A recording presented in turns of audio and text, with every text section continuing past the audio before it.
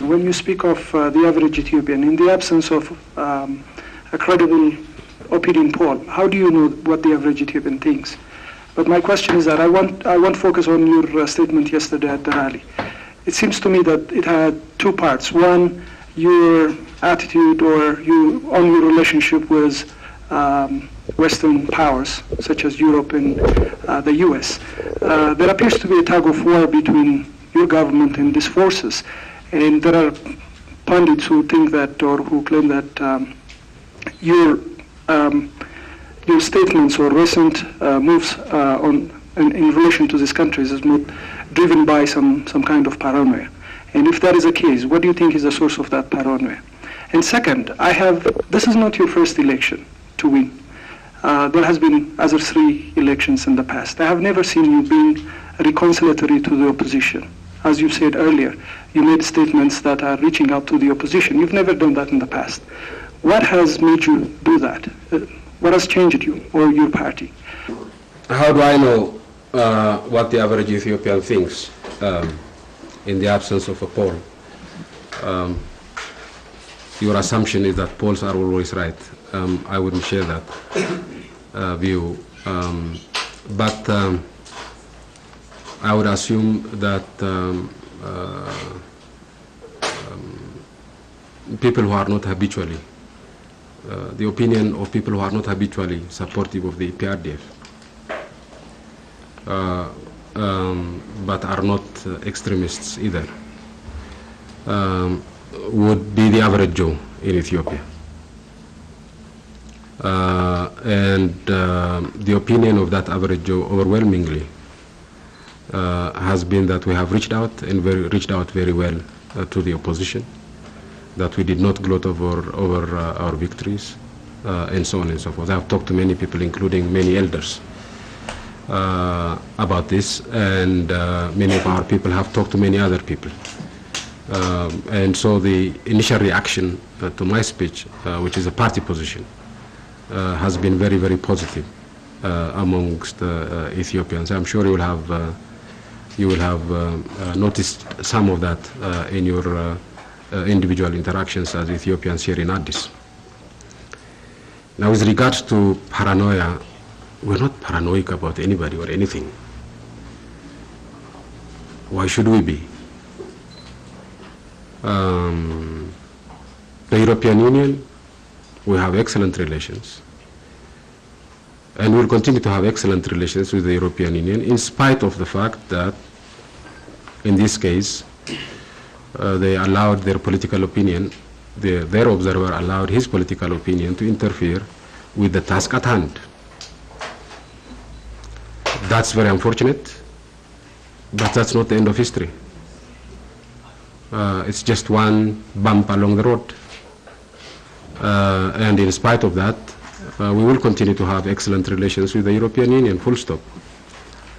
As far as the United States is concerned, there is no reason for us to be paranoid about the United States in any form or shape.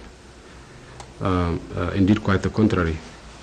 As a statement from the United States suggests, this relationship is a multifaceted one.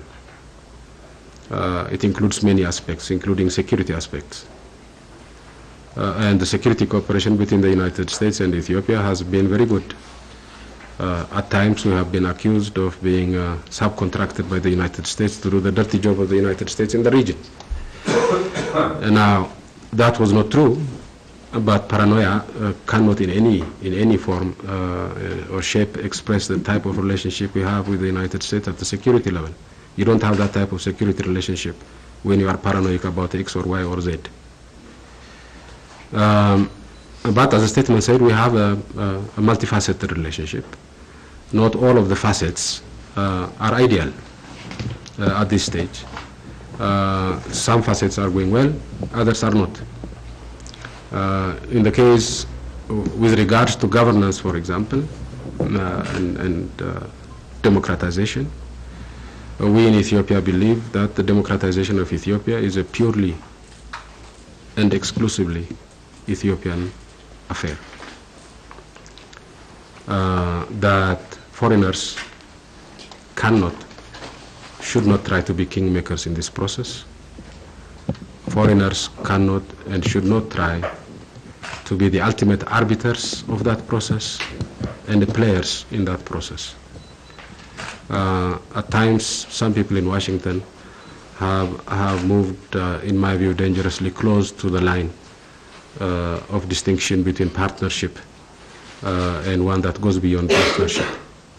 This has created some tension in the past, and it has created tension in the recent past in particular.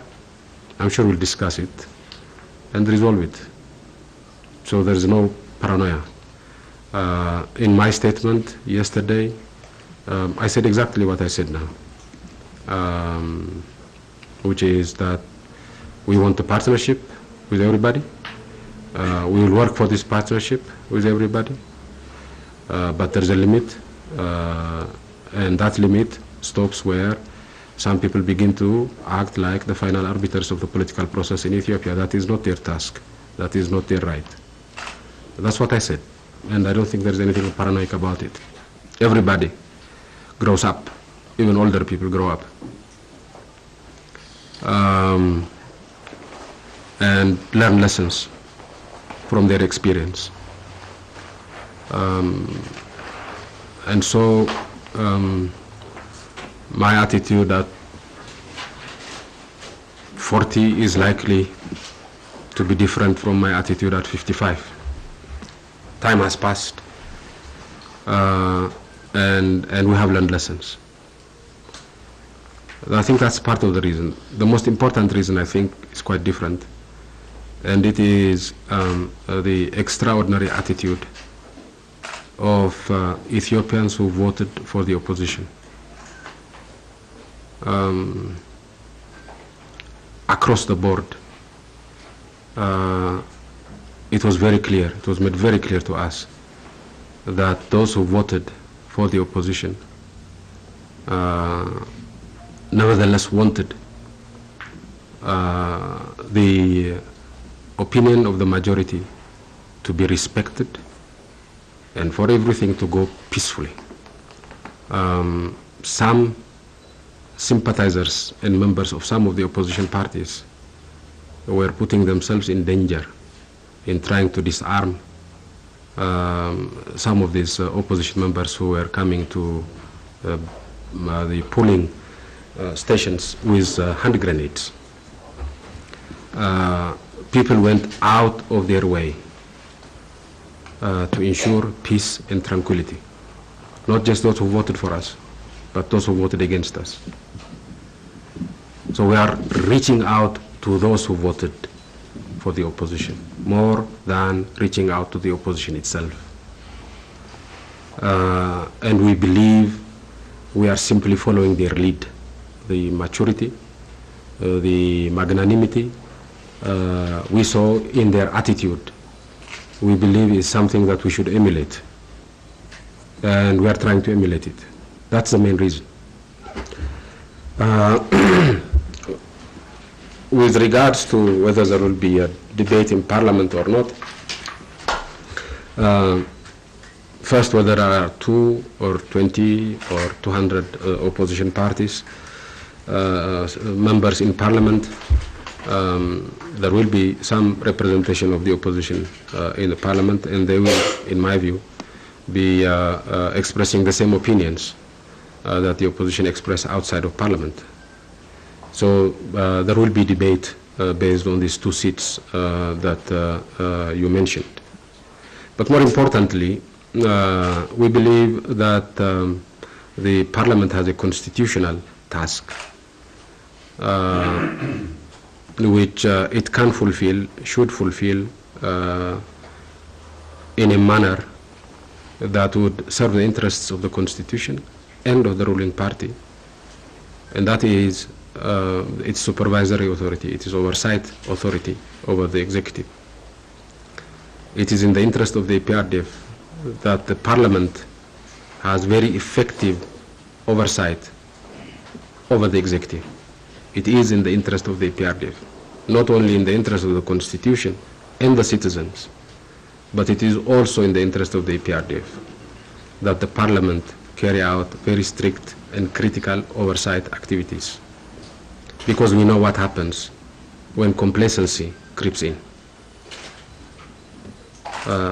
And so we want to keep everybody on its toes, and we believe the Parliament will keep the executive on its toes, and will carry out its oversight functions very aggressively. And so that should make our Parliament as lively as any other, in addition to the 2 seats that you mentioned.